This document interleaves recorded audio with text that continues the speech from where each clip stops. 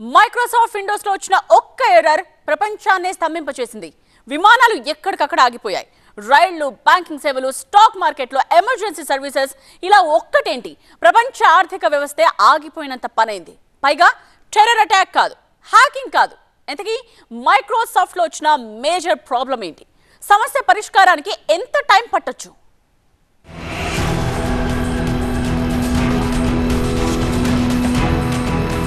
Microsoft చరిత్రలోనే అతిపెద్ద technical problem.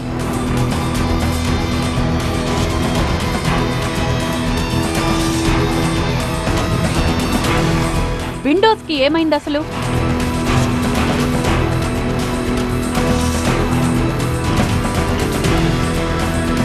ఒక్క ఎర్రర్ తో ప్రపంచం ఎందుకు ఆగింది?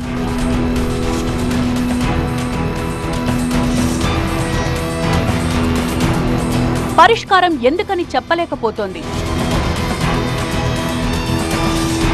ఇదో టెక్నికల్ ప్రపంచం. ఎక్కడ ఏ చిన్న ఎర్రర్ వచ్చినా ప్రపంచం మొత్తం స్తంభించిపోతుంది. పవర్ షట్ డౌన్ అవుతుంది. ఏటీఎంల నుంచి డబ్బులు రావు. స్టాక్ మార్కెట్లు మూసేయాల్సి వస్తుంది. విమానాలు ఎక్కడవక్కడే ఆగిపోతాయి. చివరికి మెడికల్, టెలికాం వంటి ఎమర్జెన్సీ సర్వీసులు కూడా పనిచేయవు. ప్రస్తుతం జరిగింది అలాంటి సాంకేతిక సమస్యలో ఒక చిన్న ఎర్రర్ మాత్రమే. దానికే ప్రపంచం మొత్తం స్తంభించిపోయినట్లయింది.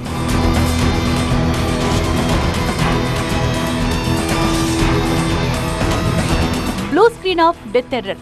ఇది మైక్రోసాఫ్ట్ విండోస్ లో కనిపించిన టెక్నికల్ ఎర్రర్. దీనివల్ల ఏమవుతుంది అసలు?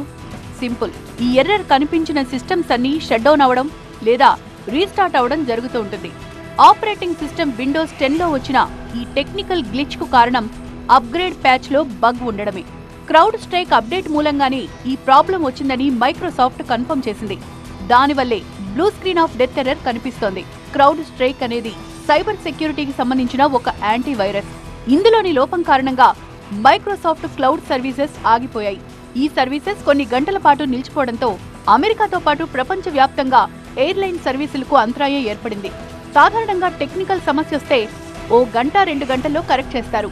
కానీ దీన్ని సరిదిద్దడం అంత ఈజీ కాదంటున్నారు నిపుణులు.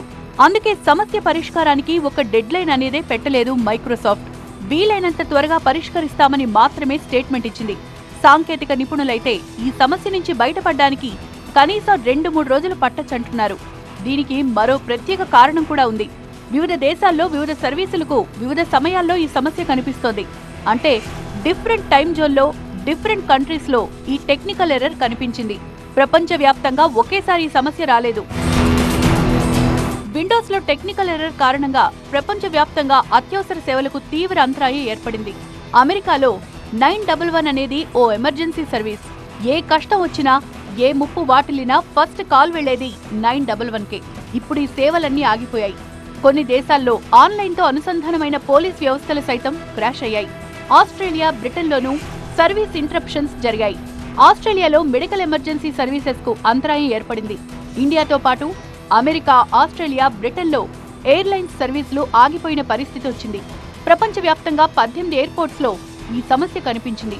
ఇండియాలో ఢిల్లీ, చెన్నై, బెంగళూరు, ముంబై, హైదరాబాద్, జైపూర్ ఎయిర్పోర్ట్స్ లో ఎయిర్లైన్స్ సర్వీసుల్లో అంతరాయం ఏర్పడింది. ముఖ్యంగా అరైవల్, డిపార్చర్, బోర్డింగ్ వంటి సేవల్లో అంతరాయం కనిపించింది. టికెట్ బుకింగ్ తో సహా మరికొన్ని సమస్యలు తలెత్తడంతో ఎయిర్లైన్స్ సంస్థలు ఫ్లైట్లను క్యాన్సిల్ చేశాయి. ఎయిర్పోర్ట్స్ లో ఆటోమేషన్ ను పక్కన పెట్టి మాన్యువల్ పద్ధతులు మొదలుపెట్టారు.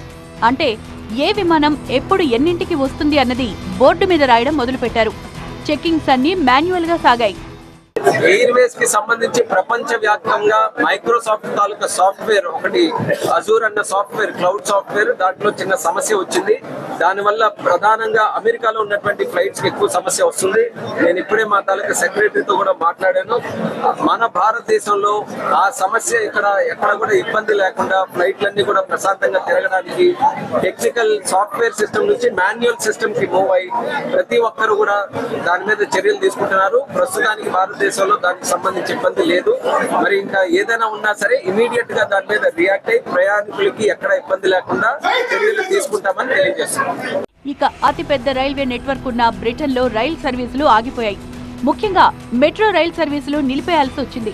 ప్రపంచవ్యాప్తంగా చాలా దేశాల్లో బ్యాంకింగ్ సెక్టార్లో సర్వీసులు నిలిచిపోయాయి. స్టాక్ మార్కెట్, ఫైనాన్షియల్ సెక్టార్ కూడా ఇదే పరిస్థితి. ఆస్ట్రేలియాలో సూపర్ మార్కెట్స్ లోనూ అంతరాయం కనిపించింది. బిల్ కట్టేటప్పుడు కార్డులు పనిచేయలేదు. అంతర్జాతీయంగా పేరున్న ఓ మీడియా ఛానల్లో 3 నిమిషాల పాటు ప్రసారాలు ఆగిపోయాయి. టెర్రర్ అటాక్ లేదా హ్యాకింగ్ జరిగితేనే ఇంత పెద్ద ప్రాబ్లం కనిపిస్తుంది. మొదట్లో అదే అనుకున్నారు కూడా. కానీ మైక్రోసాఫ్ట్ సంస్థ క్లారిటీ ఇచ్చింది. ఇది టెర్రర్ అటాకో హ్యాకింగో కాదని తేల్చేసింది. Operating system Windows 10 upgraded patch లో బగ్ కారణంగా ఇలా జరిగిందని వివరణ ఇచ్చింది మైక్రోసాఫ్ట్. ప్రస్తుతం ఈ సమస్యను పరిష్కరించడానికి క్రౌడ్ స్ట్రైక్ సంస్థ కష్టపడుతోంది. వీలైనంత త్వరగా ఓ ప్యాచ్ రిలీజ్ చేయాలని చూస్తోంది. విండోస్ 10 అప్గ్రేడెడ్ వెర్షన్లో ఈ ప్యాచ్ను సరిచేస్తే సమస్య సద్దుమణిగినట్టే. కానీ ఇది ఎప్పటికి పూర్తవుతుందో మాత్రం చెప్పలేకపోతోంది.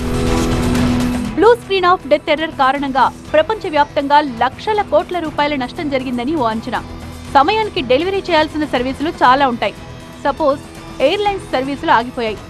దీనివల్ల ప్రపంచవ్యాప్తంగా కంపెనీలకు నష్టం వాటిల్లింది. అటు ఐటీ కంపెనీలు కూడా డెడ్ లైన్ కు తగ్గట్టే సాఫ్ట్వేర్ రెడీ చేసి ఇవ్వాల్సి ఉంటుంది. ఇప్పుడొచ్చిన టెక్నికల్ ఎర్రర్ కారణంగా గంటకు $3 లక్షల నష్టం వచ్చి ఉంటుందని అంచనా వేస్తున్నారు. మరో 2-3 రోజుల వరకు ప్రాబ్లం సాల్వ్ కాకపోతే చరిత్ర ఎరుగని నష్టాన్ని చవిచూడాల్సి వస్తుందంటున్నారు నిపుణులు.